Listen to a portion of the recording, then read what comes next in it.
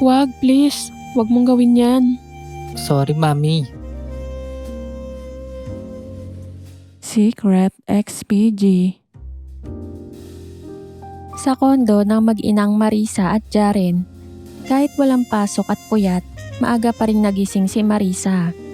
Nasanay na siya gawa ng kanyang work bilang isang brand manager sa isang multinational company sa Makati. Madaling araw na siyang nakauwi ng bahay galing sa pakikipaglamay sa namatay nilang kaopisina. Babangon na sana siya nang mapansin ang katabi sa kama. Napangiti siya, hindi niya namalayang tumabi pala sa kanya ang anak. Naglambing na naman ang bunso ko? Ito ang nasa isip niya habang nakatitig at masuyong hinahaplos ang maamong mukha nito. May kahalong pag-aalala. Mahal na mahal niya ang bunsong anak na si Jaren. Si Jaren na lamang ang kanyang pamilya mula nang mamatay sa aksidente ang kanyang asawa at panganay na anak na babae sa isang car accident sa Tagaytay. Himalang nakaligtas sila ni Jaren nang walang seryosong pinsalang pisikal.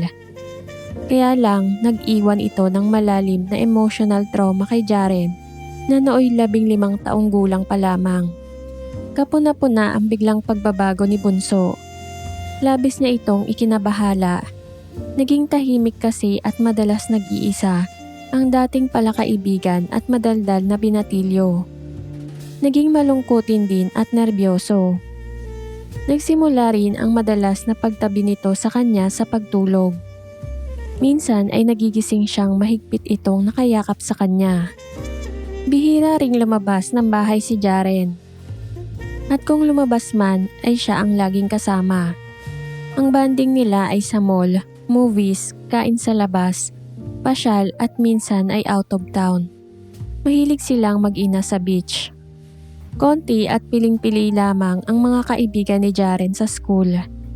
Ilan sa mga ito ay kapwa niya nerds.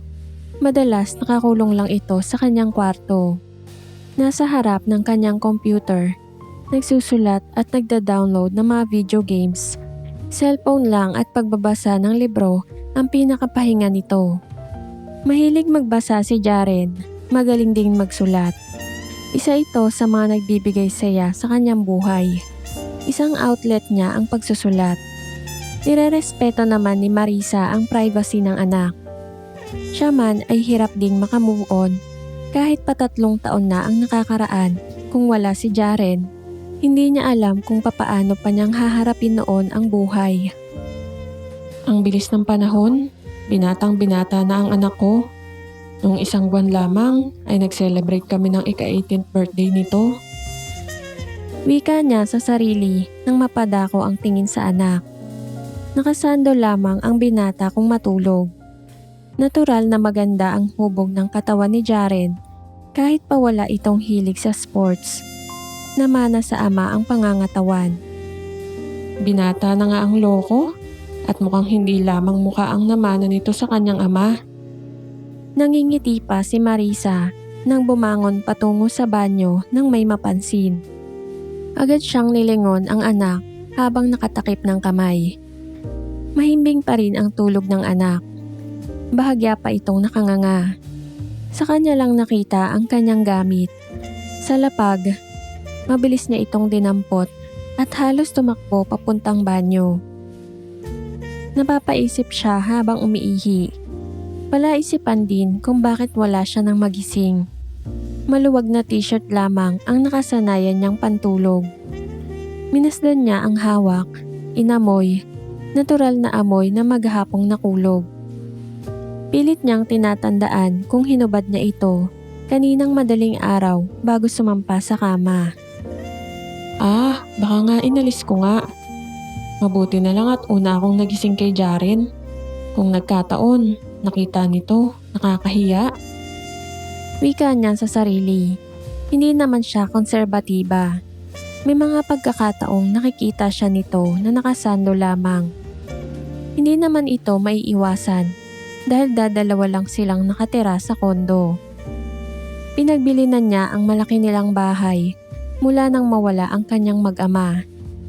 May 2 kwarto ang kondo, pero mas madalas sa kanyang kwarto nakikitulog si Jaren. Habang naliligo, nasa isip pa ang nakita sa anak. Bumalik tuloy ang alaala ng mga sandali nilang mag-asawa. Flag racing. Magbigay-pugay ka, mahal. Natatawang biro ng kanyang asawang si Melchor. Ito ang madalas nilang laro sa umaga kapag wala silang pasok sa trabaho. Pagkatapos ay halos ang susunod na eksena. Mahal na mahal niya ang asawa. Ito ang unang lalaki sa kanyang buhay. Kaya naman wala siyang hindi gagawin, masiyahan lamang ito. Pinagbigyan niya ang lahat nitong hilig. Mabait, disente at edukado ang kanyang asawa. Maging sa kilos at pananalita, angkop lamang sa mataas nitong posisyon sa kumpanyang pinapasukan.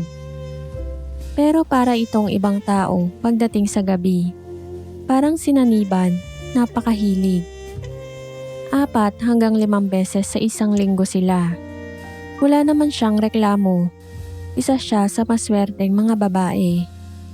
Baguhan siya ng ikasal kay Melchor, kaya ang lahat ng karanasan, kaalaman niya ay galing sa asawa. Naputol ang alaala ni Marisa nang mapatingin siya sa malaking salamin sa pader ng banyo. Maganda ang imahe sa salamin. Hindi masasabing 30 years old na. May taas na 5'5". Sakto lang ang kulay ng makinis na balat. Maganda ang maamong muka.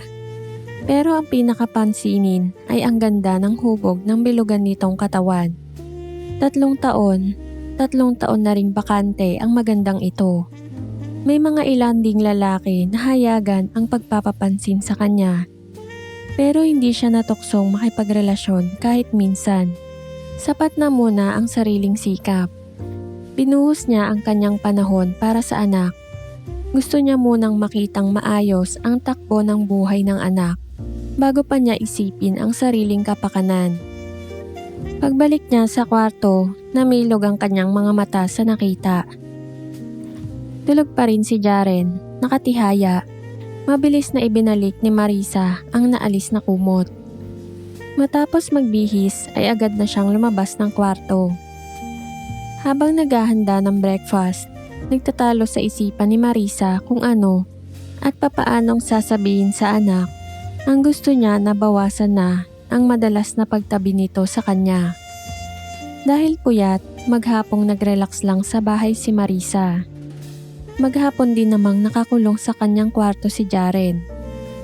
After dinner, hinintay muna niyang bumalik sa kwarto nito ang anak. Bago siya pumasok sa kanyang kwarto, nakatulog siyang mag-isa. Madaling araw, nalimpungatan si Marisa sa lamig ng aircon sa kanyang balat. Nakalilis ang t-shirt. Sa labis na pagkabigla, hindi siya makakilos. Si Jaren, ramdam niya ang paghinga nito. Hindi malaman kung ano ang gagawin, ang sasabihin, nanigas ang buo niyang katawan. Ilang saglit pa at narinig niya ang garalgal na tinig ni Jaren. Pagkatapos ay ang maingat na pag-ayos nito. Matagal na ang nakalabas ng kwarto ang anak, pero si Marisa tila tulala pa rin. Parang isang panaginip lamang sa kanya ang lahat. Hindi makapaniwala. Bakit? Papaano? Kailan pa? Sunod-sunod ang mga tanong sa kanyang isipan. Sa halip na galit, takot at lungkot ang nagahari sa kanyang puso. Natatakot siya para sa anak at sa kanyang sarili sa maaaring kahantungan ng pangyayari. Natatakot din dahil hindi niya alam kung papaanong haharapin ang sitwasyon. Kung buhay lang sana si Melchor, hindi mangyayari ito. Nalulungkot naman siya para kay Jaren, naaawa rin dahil napakaliit ng mundo ng kanyang anak. Walang girlfriend, kahit pa may figura naman ito at matalino. Halos sa kanya na lamang umiikot ang mundo nito mula nang maaksidente ang ama at kapatid. Marahil nagkulang din siya ng pansin sa anak. Hindi niya namamalayang binata na ang kanyang bunso. Siguro panahon na talaga para limitahan na niya ang pagtatabi nila sa pagtulog. Hanggang sa opisina ay naiisip pa rin ni Marisa ang anak. Hindi niya napansin ang paglapit ni Mr. Daryl Gapang, ang kanilang sales director. Marisa, are we all set for our product launching? Tanong nito. Almost, sir. We are in the final stages of preparation. Asiwang sagot ng sexing byuda. Kakaiba kasi ang tingin nito sa kanya. Mabilis na hinawakan ni Daryl ang kamay ni Marisa. Dinner? Ngising manyakis nitong tanong. Ngiti lamang ang tugon ni Marisa. Bulong-bulungan na sa opisina ang ibig sabihin ng dinner ni Mr. Gapang. Marami nang nabiktima ang 50 anyos na ito. Suwabe ito kung mang-akit ng kababaihan sa opisina. Pero in fairness, magaling si Manyakis at seryoso pagdating sa kanyang trabaho. Okay, I know that smile. It a no again. When will you say yes to me for a change? I promise you will have the best time of your life. Mapang-akit ang tingin ni Derek. Thank you na lang, sir. Hay naku mare, talagang hindi ka titigilan ng pilyong yan hanggat hindi kayo nagkakasubukan. Ani ni Grace ang kaopisina ni Marisa. Habang lunch nila sa kantin ng office, kumare at matalik na kaibigan niya ito. Byuda rin si Grace at 42 years old na. May 2 anak, hindi kagandahan si Grace pero may apil pa rin.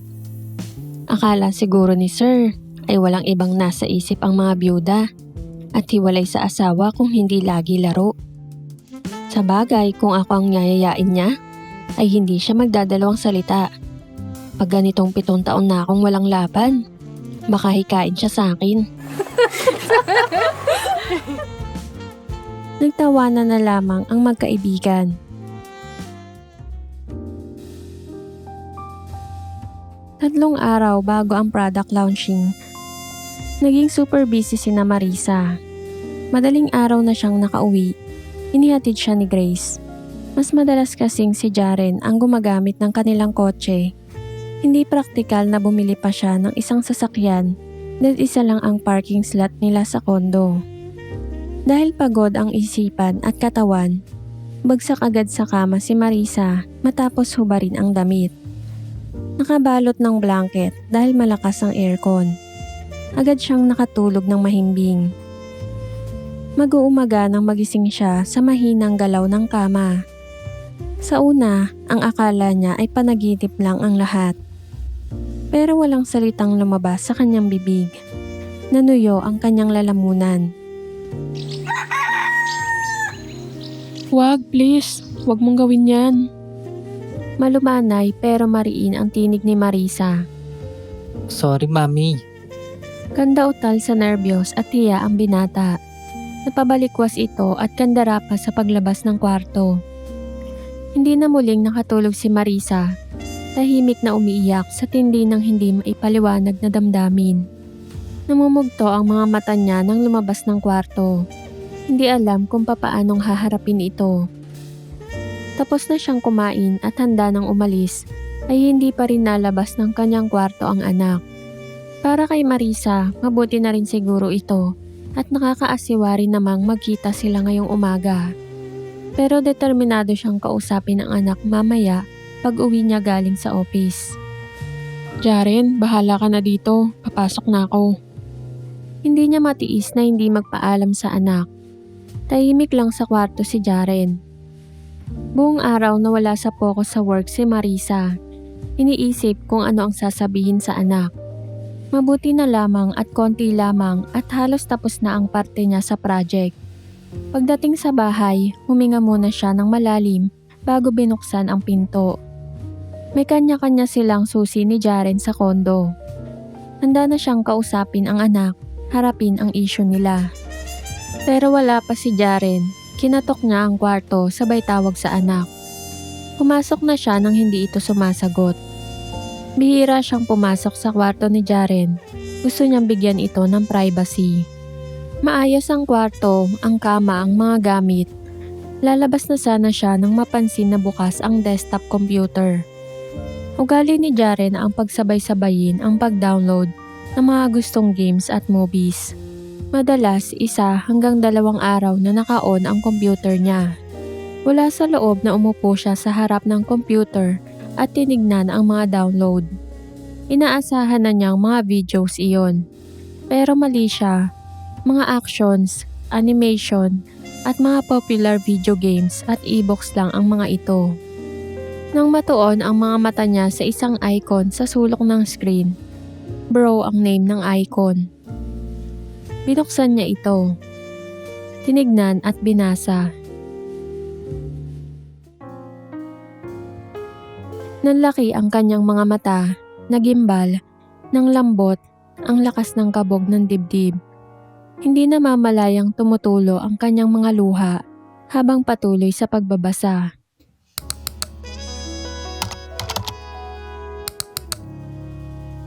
Dear bro, nahuli ako ni mami last night bro. Di ko inaasahang magigising siya, katulad noong dati. Madaling araw na kasi siyang umuwi eh. Nabaliw yata ako. Nawala ako sa wisyo. Bro, I will never forget ang tono ng kanyang boses. Mabuti pang sinampal at tinadyakan niya lang ako kaysa ganun. The sadness, the disappointment in her voice. Di ko yun kinaya bro. Di na ako nakatulog. Alam kong gising na si mami. Pero ayoko lumabas ng kwarto. Di ko siya kayang harapin. Mamaya, di na muna ako dito uwi. Doon muna ako kina Kenji magstay. Nakakaya bro. Sobra nakakaya. Sana kainin na lang ako ng lupa. Di ko alam kung kaya ko pang harapin ang mami ko. Pagkatapos ng lahat ng nangyari. Nagagalit ako sa aking sarili bro. Mahal na mahal ko si mami. At alam kong sobra niya rin ako mahal. Sa tingin ko nababaliw na ako. Nakakasuka at nakakaya ang nagawa ko. Alam kong mali. Pero hindi ko mapigilan. Pero gustong gusto ko ang ginawa ko. Hindi na niya nagawang basahin pa ang mga ibang mga entries sa e-diary ng anak. Nalulumo siyang lumabas ng kwarto. Hindi siya makakain, makatulog. Ni sa panaginip ay hindi niya inakalang ganun ang nasa isip ng kanyang bunso. Biglang pumasok sa isip niya ang mga pangyayari at mga bagay na dati ay hindi niya binibigyan ng kahulugan. Hindi siya mapakali. Minabuting bumalik sa kwarto ng anak para basahin ang iba pang detalye. Sa puntong ito, saglit na natigilan si Marisa sa pagbabasa. Huminga ng malalim, gustong maging mahinahon sa hinaharap na issue. Ito yung gabi na naalimpungatan ako. Dapat siguro kinausap ko na siya right then and there para hindi na nasundan pa yun. Pagsisisi ni Marisa sa kanyang sarili. Kaya pala, naku, wala na akong maitatago pa kay Jaren. Wala sa sariling nasambit niya. Namula ang kanyang muka sa hiya habang ini-imagine ang sarili. Pilit naman niyang inuunawa ang anak. Na-stage ito ng kanyang buhay. At siguro, siya lang ang malapit at laging kasama ng anak. Kaya siya ang naging focus nito. Ngayon lamang niya binigyan ng kahulugan ang mga bagay at pangyayari na dati niyang hindi binibigyan ng pansin. Hay, ikaw naman kasi Melchor, ang aga mo kong iniwan. Hindi ko tuloy alam kung anong gagawin sa anak natin. Mukha pa naman siyang nagmana sa'yo. Usal niya sa sarili bago nagpatuloy sa pagbasa. Mahaba at marami ang mga entries sa diary ni Jaren. Pinili niyang basahin yung mga patungkol sa bagay na bumabagabag sa kanyang anak. Isang entry ang sobrang tinamaan siya sa puso.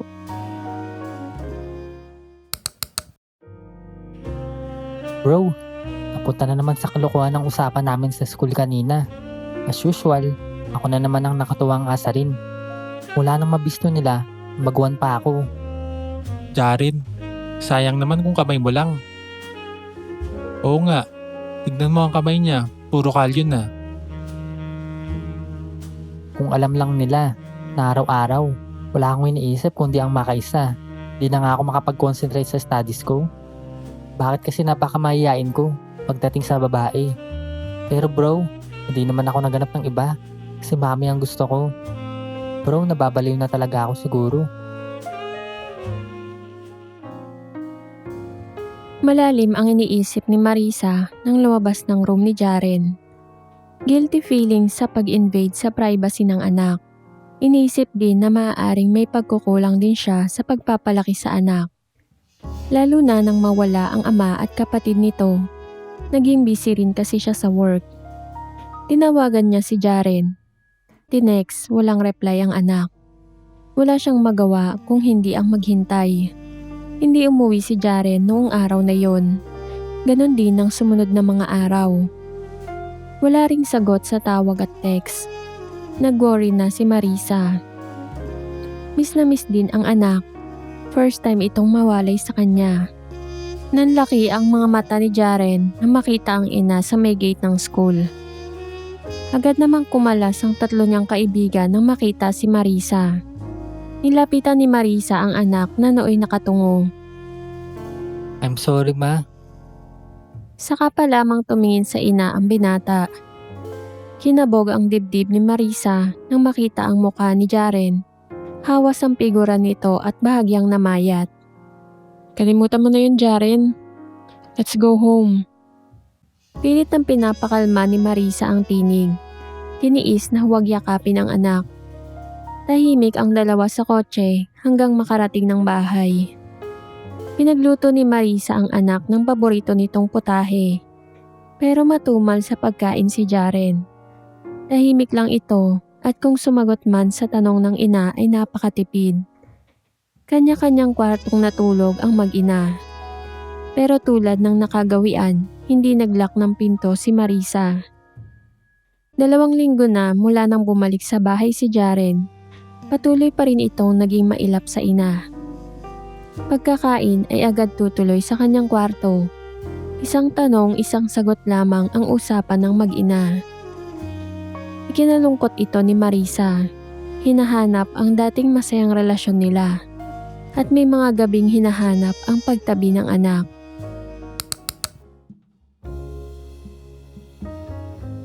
Bro, napatawad na ako ni mami. Pero hindi ko mapapatawad ang sarili ko. Iyang-iya pa rin ako kay mami at sa aking sarili. Kaya as much as possible, iniiwasan ko siya. Natatakot ako bro. Baka time will come na hindi ko na kayang pigilan pa ang aking sarili. Baka kung anong magawa ko. Bro, sobrang miss ko na siyang makatabi sa kama. Friday night, last full show sa isang movie house sa mall. Magkahawak kamay ang mag-ina. Si Marisa ang kumuha sa kamay ng anak. Talagang pinilit niya itong samahan siya sa movie. Kinatok niya ito kanina sa room nito para ayain na sa labas na sila mag-dinner. I won't take no for an answer. Madiin pero nakangiti niyang salita. Hating gabi sa room ni Jaren, nagising ang binata nang maramdaman ang pag-upo ni Marisa sa kanyang tabi. At sa liwanag mula sa naka-on na computer, tumambad sa kanya ang Diyosa. Matamis na malungkot ang ngiti habang nakatingin sa kanya. Ma? Akmang mabangon pero marahan siyang pinigilan ng ina. Shh! Please don't say a word. Not a word. Close your eyes. Halos bulong ni Marisa. Hinagkan sa noo ang anak, saka hinaplos ito sa pisngi. Huminga ng malalim si Marisa. Ang sumunod ay parang eksena sa isang silent movie. Walang usapan, walang tinginan, hanggang sa makalabas ng room si Marisa. Hindi pa rin makatulog si Marisa. Pilit binablangko ang isipan. Ayaw na niyang isipin kung tama o mali ang kanyang desisyon na pumasok sa room ng anak. Pagkaraan niyang mabasa ang huling entry nito sa diary. Nakatulog siyang may agam-agam kung saan patutungo ang lahat ng ito. Bro, sorry Nawala ako magkukwento sa'yo. Sobrang saya ko kasi this past 3 days, ang daming nangyari. Bro, hindi ko alam kung saan ako magsisimula. Pinibigyan ako ni mami. Ang galing niya. Hindi ako makapaniwala. It was the best day, night of my life.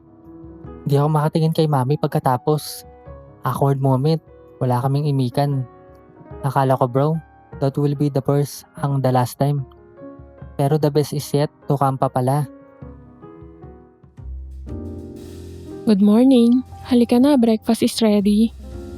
Bati ni Marisa sa anak. Hindi agad nakasagot si Jaren.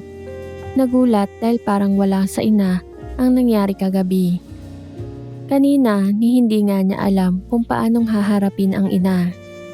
Asiwa pa nga siya nang lumabas ng room. Are you okay, anak? Nakangiti pero may pangamba sa mga mata ng ina nang hindi sumagot si Jaren. Tumango lamang si Jaren. Agad nag-iba ang timpla ng katawan na makita ang ayos ng ina. Shorts at sando lamang ang suot nito, bagong paligo. Halika nga bunso, give mommy a hug, pack some stuff, mag out of town tayo. Sabi ni Marisa during breakfast. Sa beach resort sa Batangas, 3 days tayo dun. Mag-absent na lang tayo sa Monday. Dagdag pa ni Marisa bago pa makapagtanong ang anak. Sa kotse on the way to Batangas, makwento si Marisa habang nagmamaneho. Hanggang niyang mapalagay ang loob ng anak matapos ang kaganapan kagabi. Gusto niyang bumalik ang dating Jaren na masayahin, mapagmahal at punong-puno ng buhay at pangarap bago naganap ang trahedya sa kanilang pamilya. Hindi niya papayagan na tuluyan ng mapalayo sa kanya ang damdamin ng anak at gagawin niya ang lahat para dito. Ganito ang takbo ng kanyang isipan kaninang umaga bago pa man siya lumabas ng room. 3 araw, umaasa siyang maayos ang lahat sa pagitan nilang mag-ina sa loob ng panahong ito. Inihanda na rin niya ang sarili sa anumang posibleng mangyari. Forgive me, Melchor, and please help me na sana'y tama ang gagawin kong ito. Dasal niya kanina bago sila umalis ng bahay. Halata ni Marisa ang excitement ng anak. Mahilig silang magpamilya sa beach, sa swimming. Madalas kasi sila doon kapag weekend, nung kompleto pa sila. Tanghali na nang makarating sila sa paborito nilang hotel resort. Nag-check-in muna sila bago lumabas para mag-lunch. Single bedroom ang kinuha ni Marisa. Nagtatanong ang mga mata ni Jaren nang mapatingin sa iisang kama. Ngiti lamang ang tugon ni Marisa bago nag-aya na siyang lumabas. Sa restaurant, hindi kaila kay Jaren ang mga tingin ng mga kalalakihan sa kanyang ina. Ang sexy kaya ni Marisa sa white shorts at green shirt. Nakaangkla ang braso ng ina sa kanyang bewang habang lumalakad silang palabas ng resto. Napansin ni Jaren na mula nang umalis sila ng bahay kaninang umaga ay madalas na nagdidikit sa kanya ang ina. Hapon na nang mag-swimming ang mag-ina sa dagat. Medyo malamig ang tubig pero hindi ito ramdam ni Jaren. Tila may sinat ang kanyang buong katawan. Hinila ni Marisa ang anak sa lugar na madalang ang mga tao. Hanggang dibdib ang malinaw na tubig. Katagalan, nag-relax na rin si Jaren. Nadala na rin sa enjoyment ng ina, nakipaglaro na rin. Palubog na ang araw na magkahawak kamay silang umahon upang lumipat sa swimming pool. Sa sulok at madilim na lugar ng pool, nagbabad ang mag-ina. Kung titignan, mapagkakamalan silang mga lovers na seryosong nag-uusap. Pero bago ito, matagal muna silang walang imikan. Tila parehong may malalim na iniisip. Si Jaren ang unang nagsalita. Ma'am, about last night, salamat. Hindi makatingin sa ina si Bunso. You like it? Gusto mong maulit? Hindi makasagot si Bunso. Inakalang nagbibiro ang ina. Sorry anak, that was a very stupid question. Mahal kita, Jaren. At ayokong may humahad lang na kahit ano sa ating dalawa at makasira sa relasyon natin. Tahimik lang si Jaren. Jaren, anak, ngayon lamang ito ha. Gawin mong lahat ang gusto mong gawin, papayag ako. Habang narito lang tayo sa resort. Dahil once we got home, never na tong mauulit. At ipangako mo sa akin pagkatapos nito, aayusin mo na ang buhay mo at ang ating relasyon.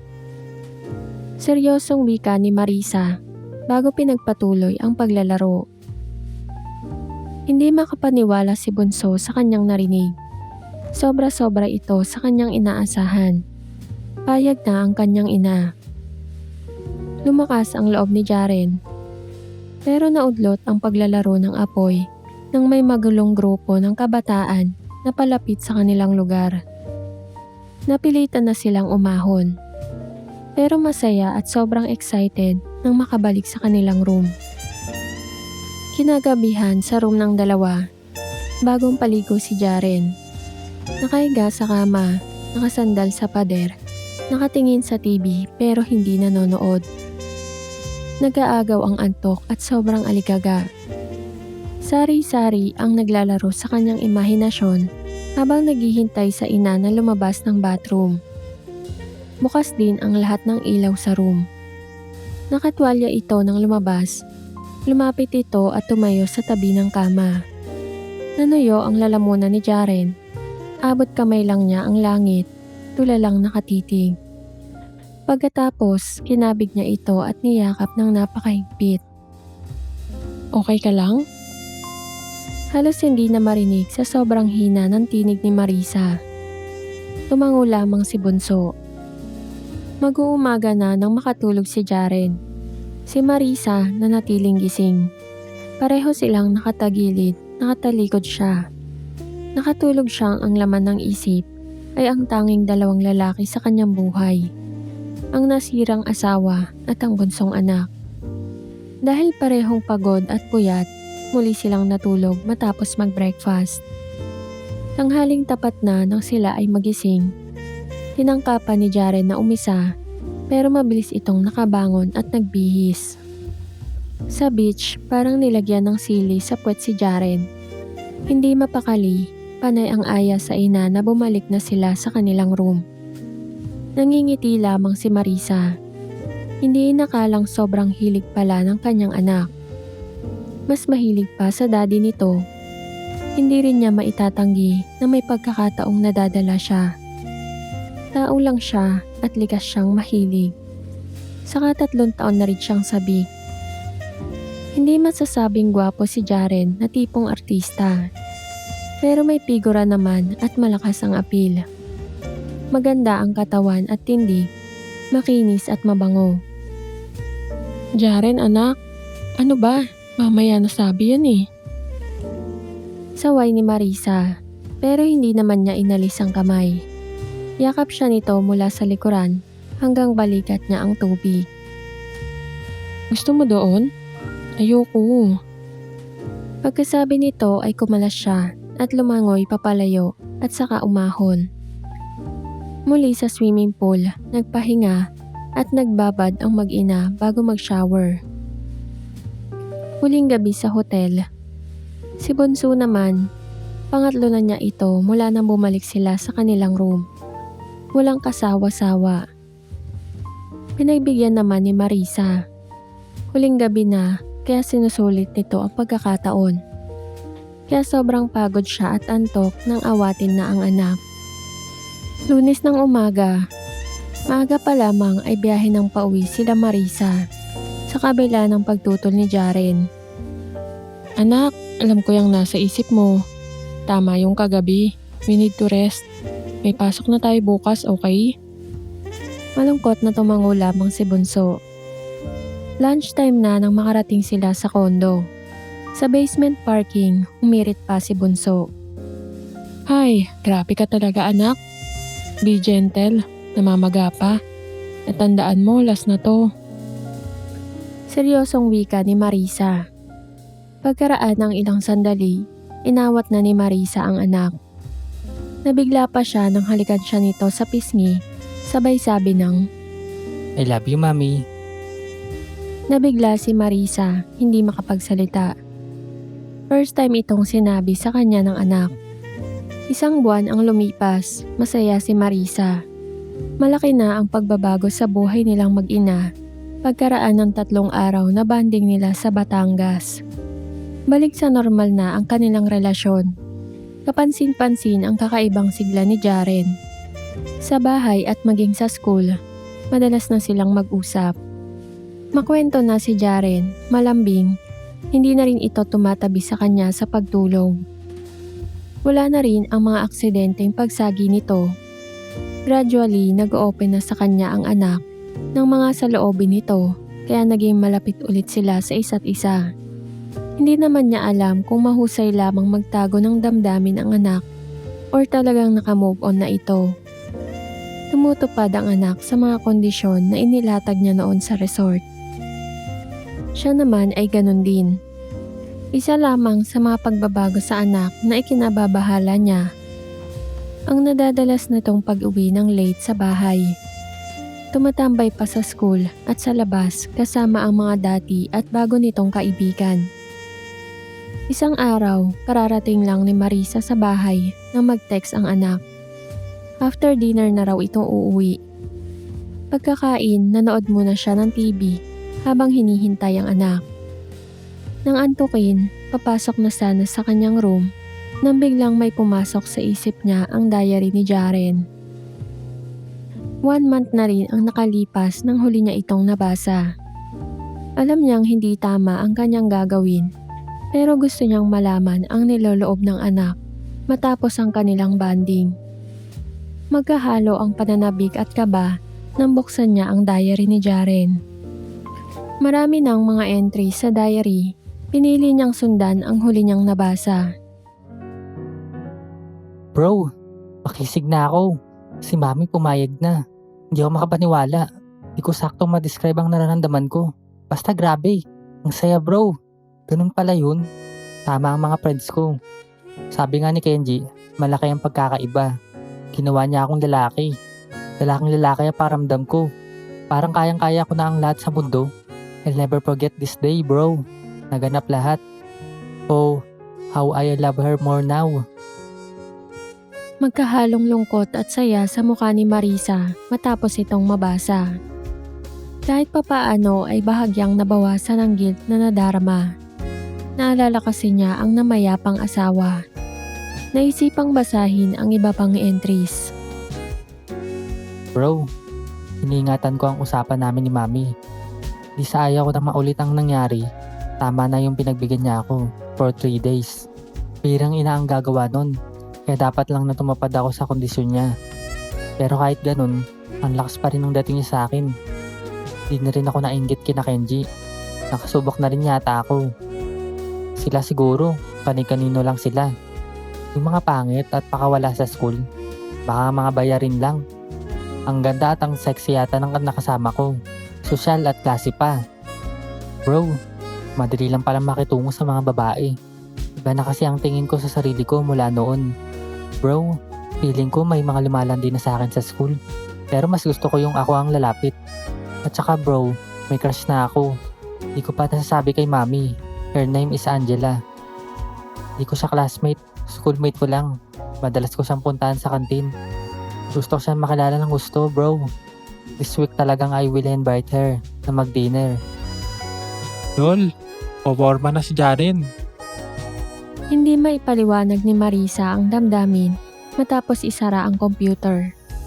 Hindi na niya tinapos basahin ang parteng yun. Masaya siya dahil normal na ang anak. May crush na ito. Pero bakit ganun? Parang may bigat sa kanyang dibdib, kirot sa kanyang puso. Dala ng maraming bagay na gumugulo sa kanyang isipan, gising pa si Marisa nang dumating ang anak. Ramdam niya ang paglabas at pagpasok ni Jaren sa room nito. Ang pagpasok sa bathroom, hindi kasi ito nakakatulog nang hindi muna naliligo. Hanggang tahimik na ang lahat sa labas. Alam niyang nasa kwarto na ito, ang anak, at malamang nasa harap na naman ng computer. Hindi man lang ako sinilip dito. Tinignan man lang kung buhay pa ang mami niya.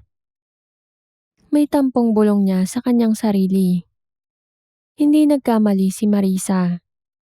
Nakaharap nga sa kanyang computer si Jaren at nagsusulat sa kanyang diary. Bro, finally, feeling close na ako kay Angela. Medyo awkward pa kami sa umpisa. Pero nang tumagal, nawala na ang kaba, tahiya ako. Ang tagal kaya kung kami ay mag-uusap. OMG, I am so excited. Lalo na yata siyang gumaganda sa aking paningin. Para siyang younger version ni Mami sa mukha at katawan. Ang kinis niya at ang bango. Natorpe tuloy ako bro. I forgot to invite her to dinner. Pero magkikita ulit kami bukas. Palagi ko bro, malaki ang chance ko na maging kami. Assuming no. Sana madali ako makaisa kay Angela. Para hindi na ako masa pa kay Mami. Ang hindi alam ni Jaren ay hindi lang siya ang nahihirapan sa sitwasyon nilang mag-ina sa bahay. Noong mga unang linggo, akala ni Marisa ay okay na ang lahat. Until lately ay hindi na niya maintindihan ang kanyang sarili. Ang kanyang reaksyon sa pagkakaroon ng bagong mga kaibigan ng anak. Lalo na kay Angela. Selos, ayaw niyang aminin sa sarili na nagsiselos siya sa babaeng yun. Inaasahan naman niyang darating ang araw na magkaka-interes sa ibang babae ang anak. Ayaw lang niya ang pakiramdam na parang nababaliwala na siya.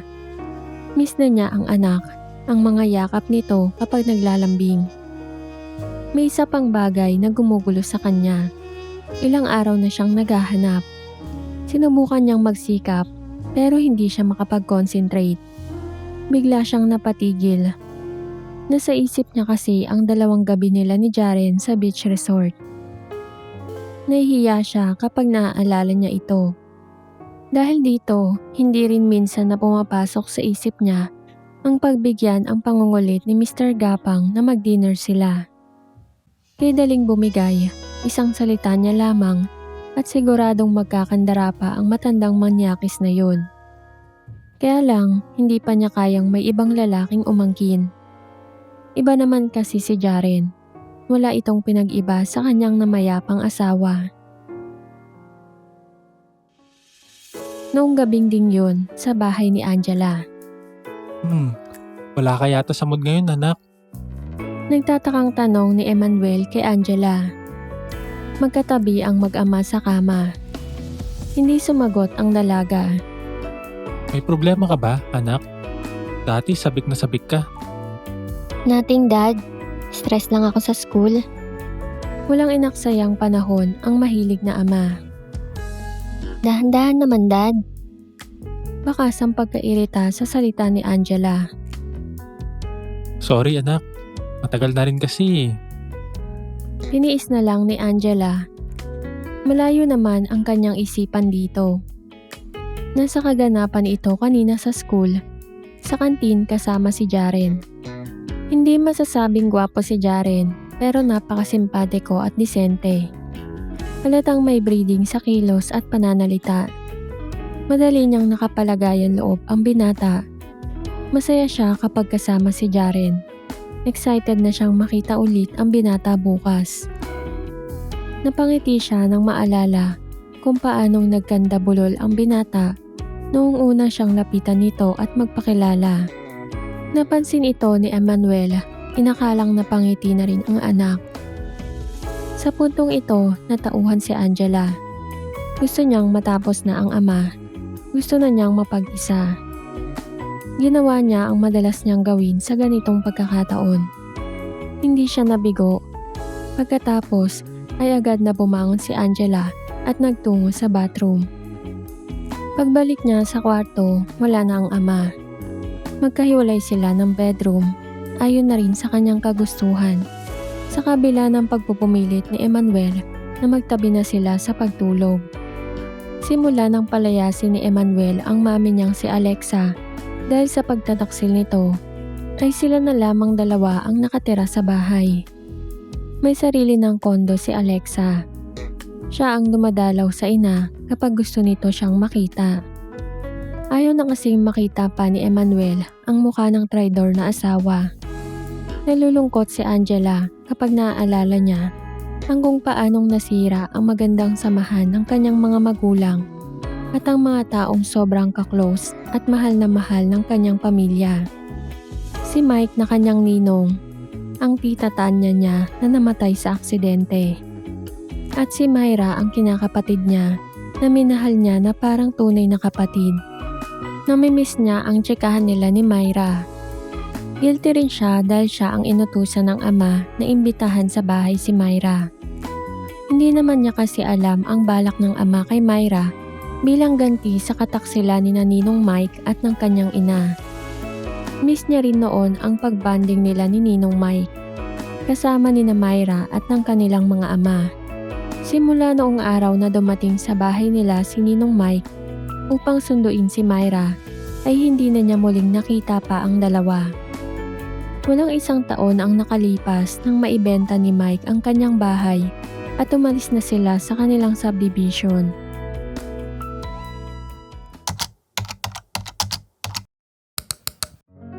Bro, tinanggap niya yung dinner invitation ko. My first date. Napakasaya namin nung hapon na yun.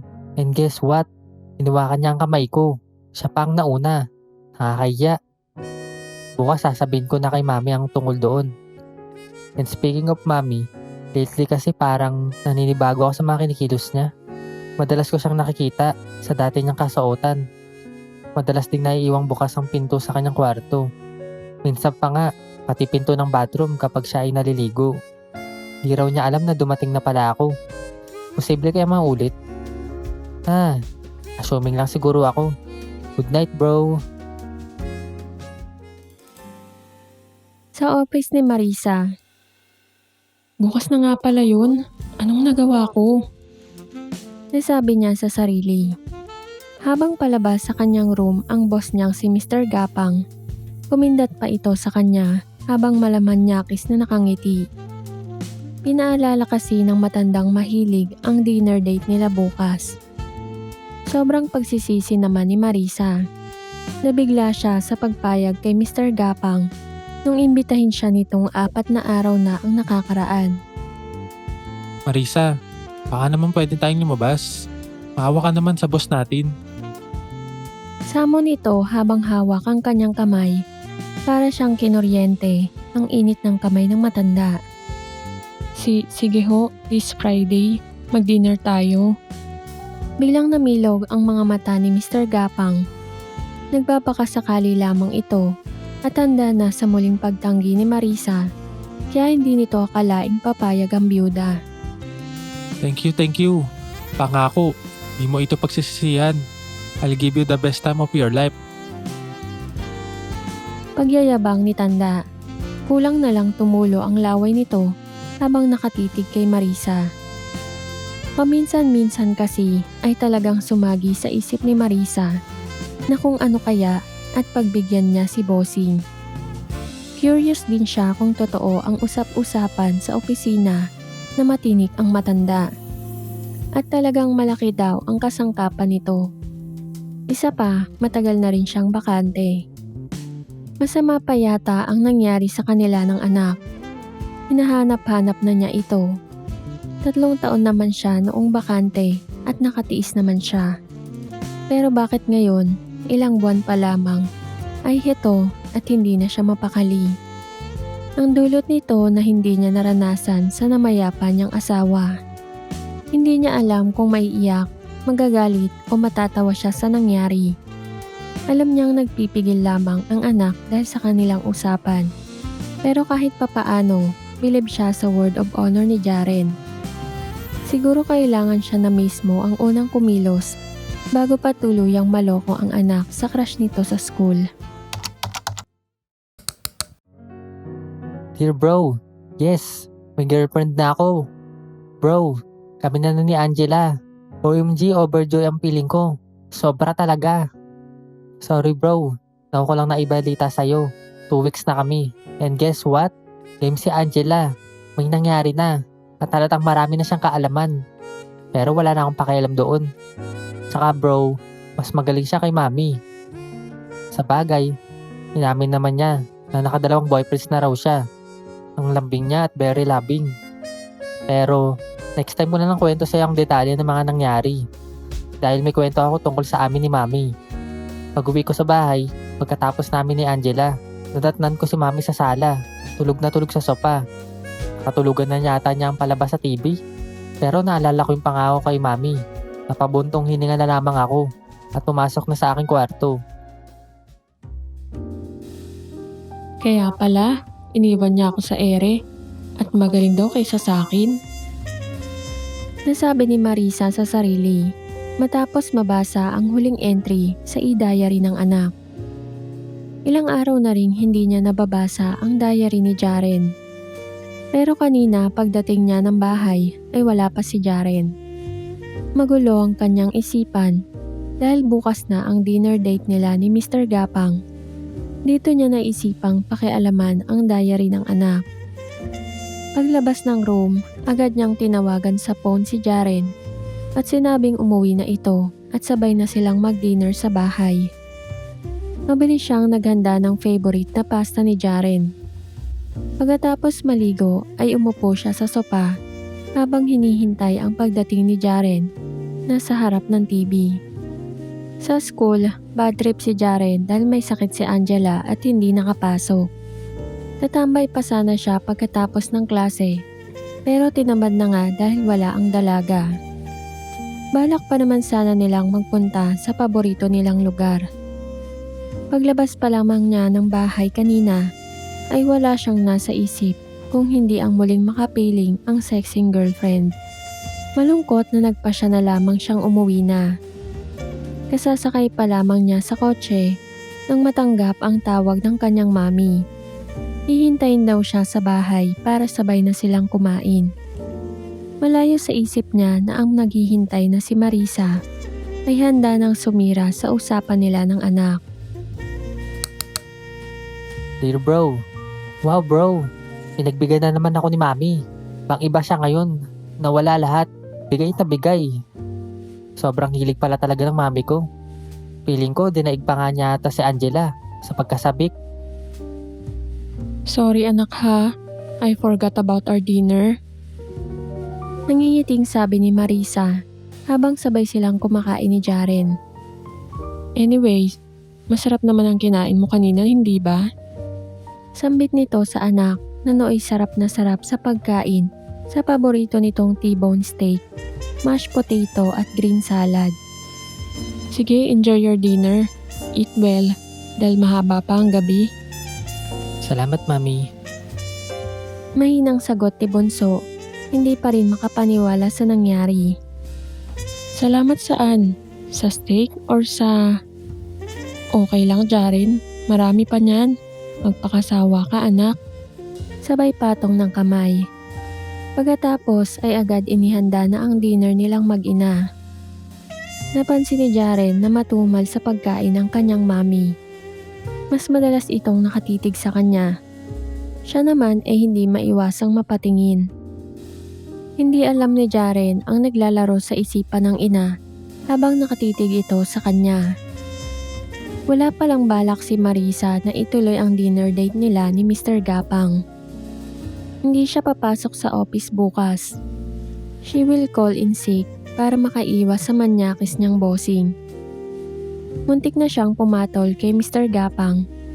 Hindi na ulit ito mangyayari dahil mula sa gabing ito, hindi na niya kailangan pang maghanap ng iba.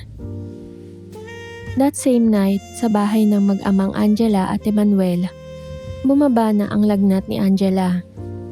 Nakahiga siya sa kama sa ilalim ng blanket. Kakatapos lamang siyang punasan ni Emmanuel ng face towel na nilublob sa malamig na tubig. Punas lang anak. Good night. Sleep well.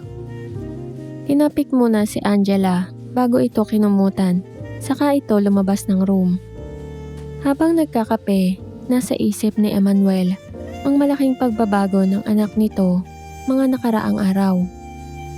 At more or less alam na niya ang dahilan.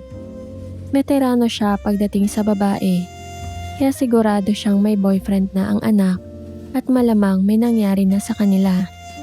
Bahagya lang ang kanyang pagseselos. Alam naman niya kasing darating ang araw na magkakaroon ito ng boyfriend.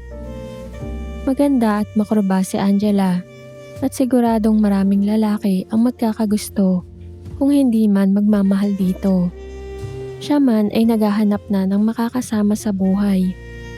Yung open-minded na papayag na magkakasama sila ni Angela. Miss niya na rin ang may mga kasama noon ng kumpare Mike at kumaring Tanya. Iba ang dating kapag ganon. Sino kayang maswerteng lalaking nagpapaligaya ngayon sa aking anak? Tanong niya sa kanyang sarili. Sa bahay ng mag-inang Marisa at Jaren, ang maswerteng lalaking nasa isip ni Emmanuel ay kasalukuyang nasa kama. Bago ito, matapos ang kanilang dinner, nag-relax muna sila sa sala, magkatabi sila sa sopa. Anak, maligo ka muna. Then sumunod ka sa akin sa kwarto ko at may gagawin tayo. Susulitin niya ang mga panahon na pinagkait sa kanya ng ina. Pagpasok ni Jaren sa kwarto ng ina, bukas ang lahat ng ilaw. Halika anak, yakapin mo si mami. Sabay taas ng dalawang kamay. Langit ang pakiramdam ng binata. Kung alam mo lang anak, ang tagal kong nagtiis. Mahigpit niyang niyakap ang anak. Lunes sa office ni Marisa.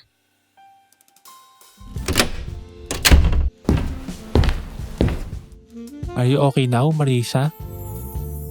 Bungad ni Mr. Gapang pagpasok pa lang sa room ni Marisa. I'm good now, sir. Sorry ho talaga. Well, maybe we can reset our dinner date. How about this Friday? Hindi yata ako tatantanan nito. Natatawang salita ni Marisa sa kanyang isipan. Naku sir, may date kami ng anak ko sa Friday. Saka na lang ho siguro. Palusot niya. Okay, I got the message. But I am not giving on you. Someday, kapag kailangan mo alam mo na yun, nandito lang ako. Always willing and available, ang very able. Humindat pa sa kanya si Manyakis bago lumabas ng room. Asa pa talaga ang matandang to? Nahirapan siyang mag-focus sa kanyang work. Hindi kasi maalis sa isip niya ang pinagsaluhan nila kahapon.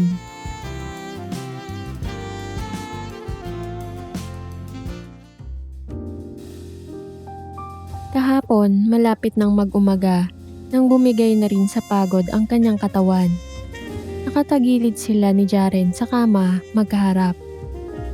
Unang pumikit ang kanyang mga mata, nakatulugan ang anak. Tanghali na nang siya ay magising, ginising siya ni Jaren. Palagay niya ay hindi na natulog si Jaren. Walang inaksayang sandali ang binata. Nang humupa, dito na niya binuksan ang paksa na matagal na niyang gustong malaman sa anak. Anak, bakit mo nasabing maganda ang sa akin? May nakita ka na bang iba? Sinusubukan niya kung aamin ang anak tungkol sa girlfriend nitong si Angela. Tumango lamang ang binata, saka pinagtapat ang lahat. Madalas ba kayo? Saan kayo? Hindi niya maiwasang hindi itanong. Hindi po. Madalas kasi sa mga motel lang kami. Magastos po. Nakatungong pag-amin ni Jaren. Wala itong kamalay-malay na alam niya lahat ang sekreto nito. Maganda ba siya? Makorba? Maski siya ay nabigla sa kanyang mga tanong. Tango lamang ulit ang sagot. Si mami mo? Tanong niya. Mami, wala kang katumbas. Diretso sa kanyang mga mata ang tingin ni Bunso. Nambobola ang bunso ko. Mahigpit niyang niyakap ang anak. Sana anak, kami na lang ha. Wala nang iba. Opo. Bakit hindi mo siya imbitahang mag-dinner dito anak? Gusto ko siyang makilala. Sige po. Basta anak, kapag gusto mo, andito lang si mami ha. Tandaan mo yan. Gawin mo lahat ng gusto mo. Hindi na magbo-boyfriend si mami mo. Gusto mo ba yun, anak? Buong harot niyang salita bago tumayo para maghugas sa bathroom. Same here, Mami. Baka gusto nyo. Naputol ang alaala niya nang biglang pumasok sa kanyang room ang kumari niyang si Grace. Napansin nito ang ngiti sa kanyang mga labi. Mare, mukhang masayang iniisip mo ha. Siguro may nangyari sa inyo ni Sir Manyakis nung Friday. Kwento ka naman. Shh, yung boses mo. Baka may makarinig sa'yo. Hindi kami natuloy ni Sir. Nagbago ang isip ko. Ayoko na. Nalipasan na ako. Pabulong niyang sagot. Sayang, gusto ko pa naman sanang malaman sa'yo kung magaling si Manyakis. Bakit naman? Kasi kanina lang, pasimple niya akong niyaya na mag-dinner daw kami sa Friday. And I accept it. Talaga? Kala ko ba hindi mo siya type? Mare, desperada na ako. Napakatagal ko nang nabakante. Sawang-sawa na ako sa paborito ko. Wala na ba na ibang pang lumalapit sa akin? Hindi ko na kaya magtiis pa. Kaya papatulan ko na si Manyakis. Ganon? Oo, Mare. Bahala na. Kahit papaano may silbi pa rin yun. Sabay nagtawanan ang magkumare. Ikaw, Mare, paano ka? 3 taon ka ring bakante, hindi ba? Don't worry, Mare. Okay lang ako. Makakapagtiis pa. Kung masasabi ko lang sa'yo, Maring Grace, ang tungkol sa amin ng anak ko, mamamatay ka sa inggit. Dear bro, bro, up to now, hindi pa ako makapaniwala sa swerteng inabot ko. Imagine, dalawang maganda na babae ang nakakasama ko dito. Pero pinakamaswerte ako sa mami ko. I hope totoo ang sinabi ni mami na hindi na siya mag-boyfriend. Sana nga, hanggang sa tumanda na kami, ay kami pa rin. Ano kaya bro, kung sakaling magkatuluyan kami ni Angela, bakit kaya siyang ka-share ni mami? Advance na yata ako mag-isip bro. Lol. Oo nga pala bro, kanina sa school, sinabi sa akin ni Angela na gusto daw akong makilala ng dad niya. Akalain mo, si mami, nasabi din nito sa akin na gusto ding makilala si Angela. Imbitahan ko daw dito sa bahay. Pang level na to bro, medyo kinakabahan ako. Gabi sa bahay ni Angela. Abala ang dalaga at nakaupo sa gilid ng kama. Dad, wala ka bang syota ngayon? Matagal na rin kasi kayong hiwalay ni Mami. Tanong ni Angela. Bakit ayaw mo na? Umay ka na ba sa akin? Kasi may boyfriend ka na? Nakangiting tukso ni Emmanuel. Hindi naman, Dad. Naisip ko lang kasi na baka wala na kayong ibang nakakasama kung hindi ako. Alam ko kasing mahilig kayo sa marami. Uy, touch naman ako anak sa concern mo. Pero okay lang si daddy anak. Sa totoo lang, marami akong nakakasama sa labas. Walang commitment. Ayoko nang muling matali sa isang babae. Sagot ni Emmanuel. Hindi, Dad. Pag may budget lang kami. Akala ko kasi anak, nagsasawa ka na. Siguro, mas may sayang kasama yung boyfriend mo. Yung si Jaren ba yun? Madalas pa kayo ni Jaren? Hindi, Dad. Pag may budget lang kami. Bakit di na lang kayo dito sa bahay natin?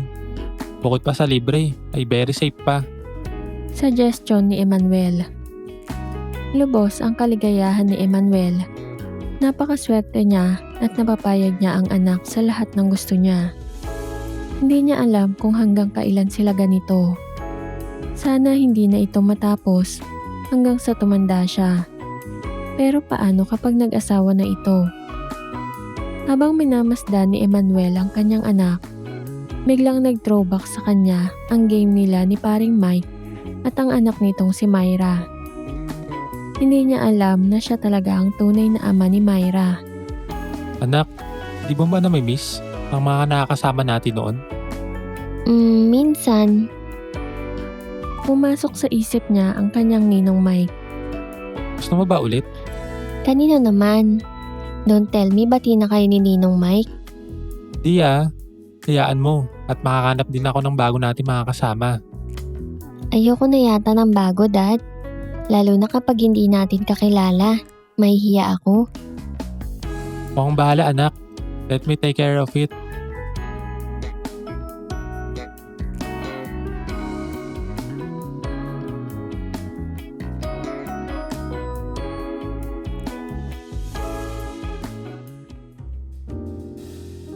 Sa bahay ng mag-inang Marisa at Jaren. Thank you mami, the best talaga kayo.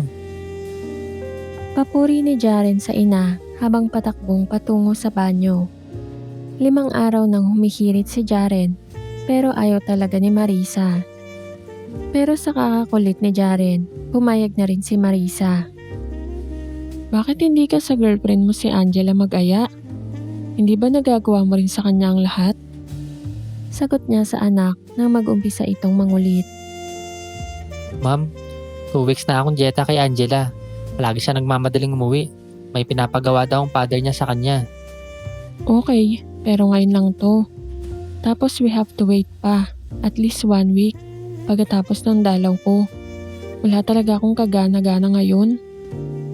Okay, promise. Kahit medyo masama ang katawan, pinagbigyan ni Marisa ang mahal niyang anak.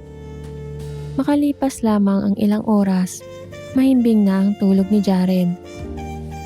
Umupo siya sa gilid ng kama habang masuyong nakatitig sa natatanging anak.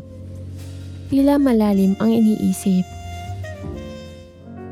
2 weeks later sa school ni Jaren, nagulat ang binata sa kinikilos ni Angela. Bihira kasi itong mag-miniskirt at palaging nakadikit ito sa kanya. Biglang tumaas ang kanyang temperatura. Alam niya ang ibig sabihin nito. Magandang pagkakataon ito para sa kanya. 3 linggo na siyang bakante. Kumakain sila noon sa kantin nang magsalita si Angela. I'm free now, Jaren. Pwede na ulit tayo. If you know what I mean. Talaga? Yes! Miss na kita, Angela. Kung alam mo lang. Ako rin, miss na rin kita. I'm sorry kung hindi kita nakakasama nitong mga nakaraang linggo. Hayaan mo at babawi talaga ako sa'yo. Promise, I'll make you happy. Buong landi nitong pangako. Hindi na makapaghintay pa si Jaren.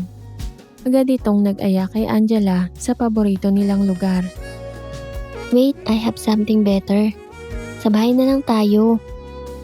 Ano? Pero... Alin lang ang sagot ni Bunso. Wala si daddy ko. Nag-out of town. At bukas pa ng gabi ang balik niya. Paglabas sa school, parang nilagyan ng sili sa puwet ang binata. Hindi mapakali, hirap mag-concentrate sa pagmamaneho. Parang napakatagal para kay Jaren ang 30 minutes drive papunta sa bahay ng girlfriend. Pagpasok sa bahay, agad ay hinila si Jaren papasok sa kanyang kwarto. Dear bro. Shit bro. Up to now. Di talaga ako makapaniwala sa nangyari sa house ni Angela. Di ko mapaliwanag ang na-experience ko. First time kong may makasama kami ni Angela. Ibang klase pala yun. Mixed feelings ko.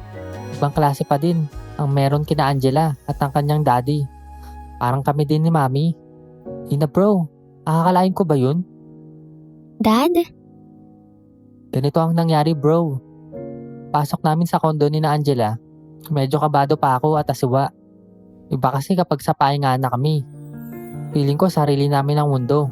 Kapag sa bahay ng ibang tao, ang pinasok mo kasi parang invasion of privacy ang paramdam ko. Nabasa yata ni Angela ang aking isipan.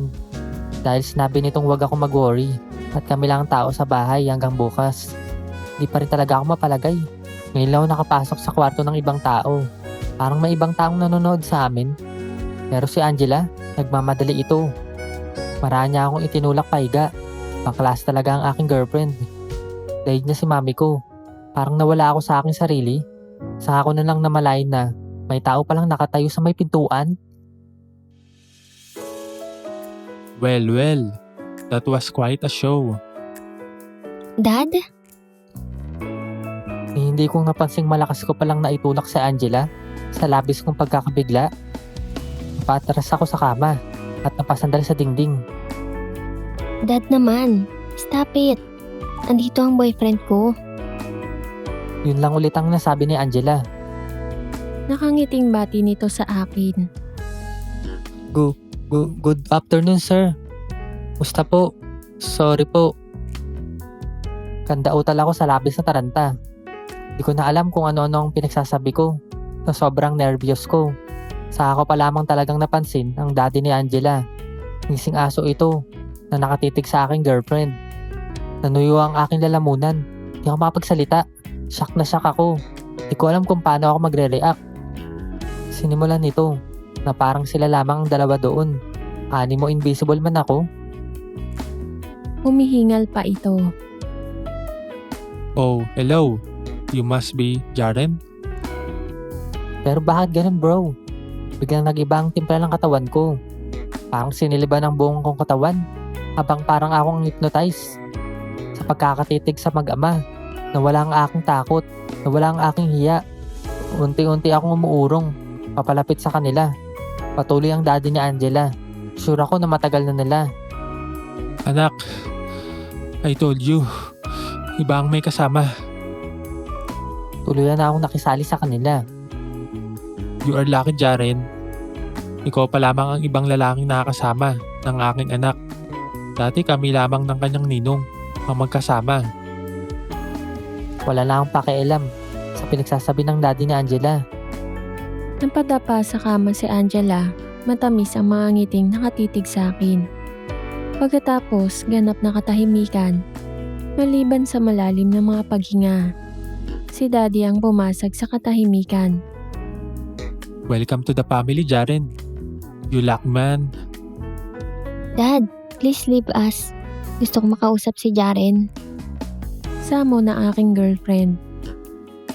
Alam mo bro, nang makalis ang daddy ni Angela, kunento niya ang lahat sa akin, ang tungkol sa kanila ng kanyang ama, at sa best friend at kumpare neto. Wala siyang nilihim sa akin bro. Medyo nasyak ako. Pero hindi dahil sa relasyon nila. Pareho lamang kami sa puntong to.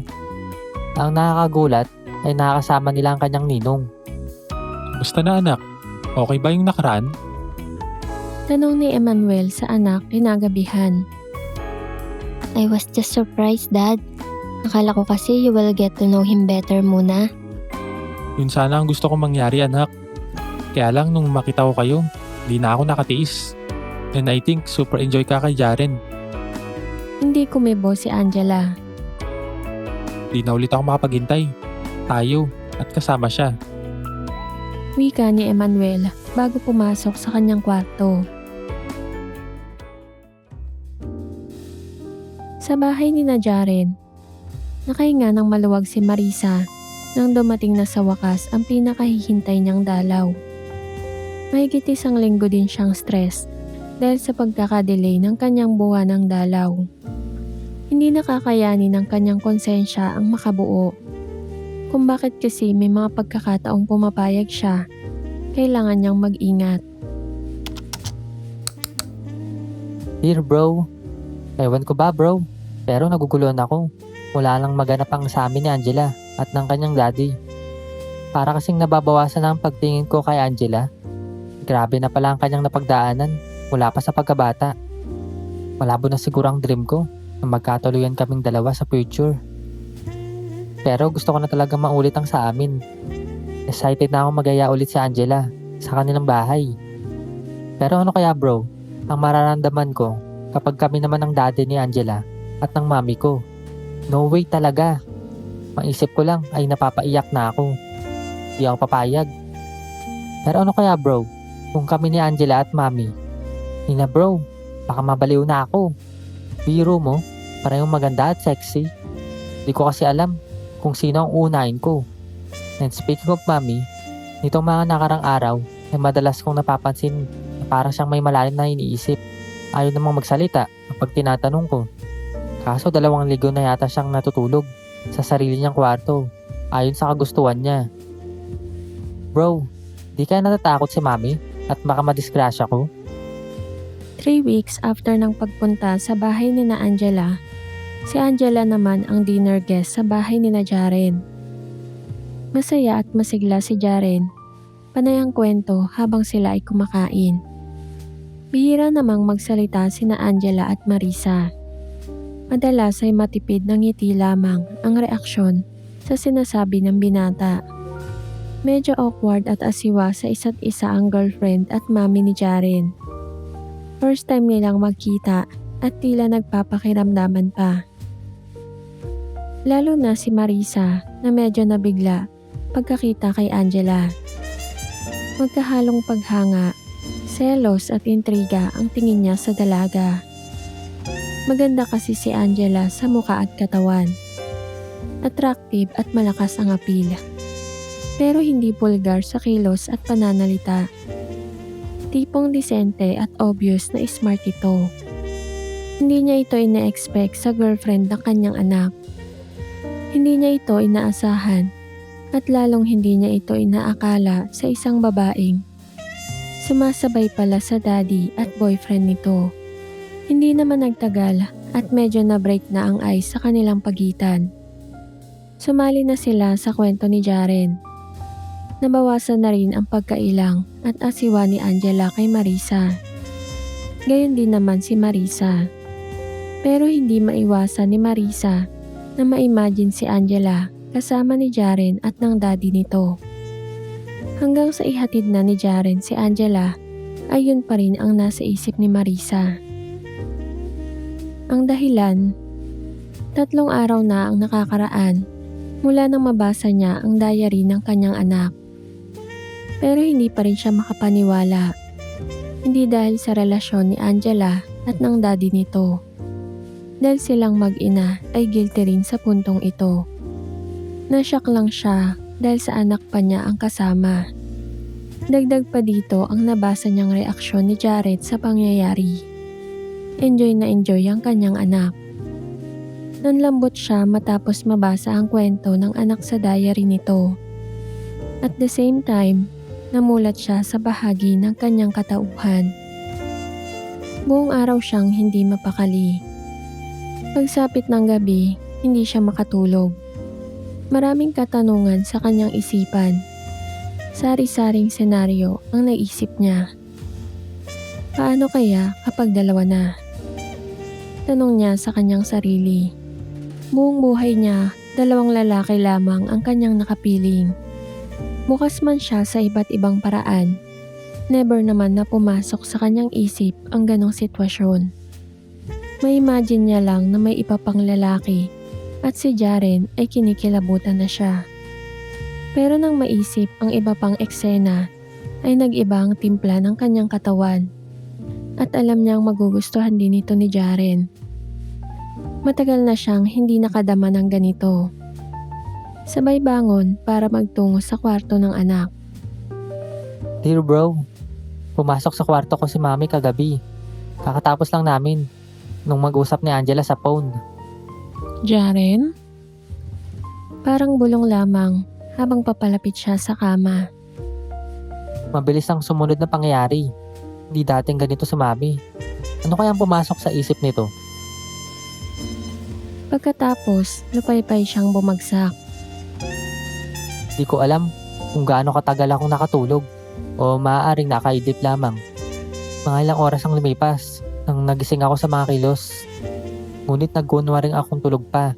Hinayaan ko si mami na gawin ang lahat ng gusto niya. Pero nagulat ako sa mga kanyang sinasabi. Walang ibang lalaki sa akin. Ikaw lamang ang para sa akin. Kahit pabulong ay malinaw ko itong narinig. Pinalipas ko muna ang ilang sandali bago ako nagkunwaring gising. Mami?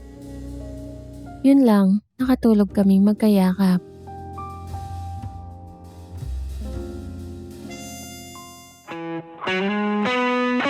Mag-subscribe sa Secret XPG.